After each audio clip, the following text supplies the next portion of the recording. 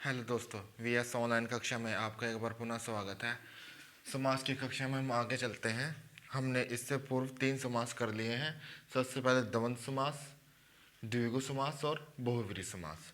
मैं समास में आपको वही प्रश्न करवा रहा हूँ जो उदाहरण है, जो परीक्षा में इम्पोर्टेंट है, और जो दूसरे एग्जाम्पल भी इम्पोर्टेंट है परंतु वो आप कर सकते हो, जिसमें कन्फ्यूजन बना रहता है, वही मैं इसमें आपको करवा रहा हूँ। देखिए, अब हम जो हमारा चौथा समास है अव्ययभाव समास, जिस समस्त पद में प्रथम पद, जैसे मैंने बताया था आपको, प्रथम पद होता है एक उत्तर पद होता है।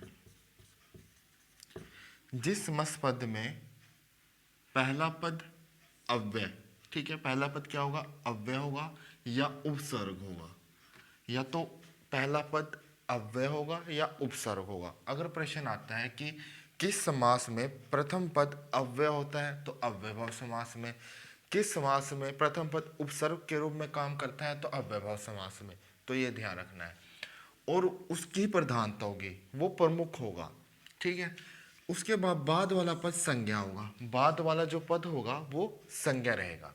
देखिए, इसका क्या है नियम।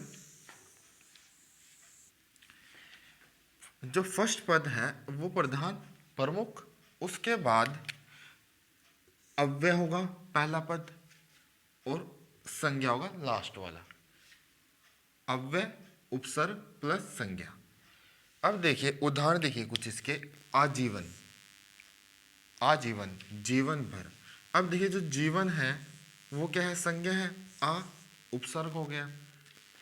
प्रत्येक, प्रति एक या हर एक, इसी तरह एक संज्ञा हो गया। यथार्थ, अर्थ के अनुसार। यथा शक्ति संज्ञा, यथा उपसर्ग शक्ति के अनुसार।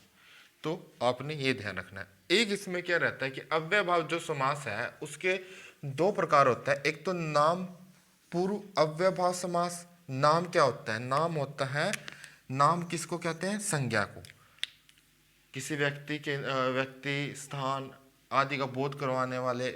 तो वही क्या है, जो नाम है वो संज्ञा है। इसको हम ये कह सकते हैं, नाम की जगह हम ये लिख सकते हैं संज्ञा पूर्व अव्ययभाव समास। तो नाम पूर्व अव्ययभाव समास एक तो ये होता है, और दूसरा कहते हैं संज्ञा या अव्यय पद का दोहराव, बार बार उसका प्रयोग होना।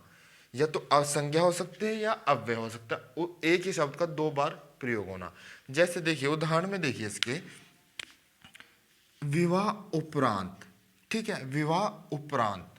तो विवाह के उपरांत, अब देखिए जो इसमें जो ये पहला पद है विवाह, विवाह ये क्या है? संज्ञा है। और जो ये उपरांत है ये क्या है? अव्यय है। जो ये उप है अव्यय है, ठीक है, आया समझ में। जो विवाह है वो संज्ञा है और उपरांत है वो अव्यय है। तो इसमें क्या है? पहले संज्ञा आ रही है फिर अव्यय आ रहा है। अब आप ये कहोगे सर डेफिनेशन में ये था कि प्रथम पद अव्यय उपसर्ग था और बाद वाला संज्ञा था, परंतु इसका जो ये भेद है, इस भेद में हमने ये ध्यान रखना है कि ये नाम पूर्व अव्ययभाव समास है, ठीक है।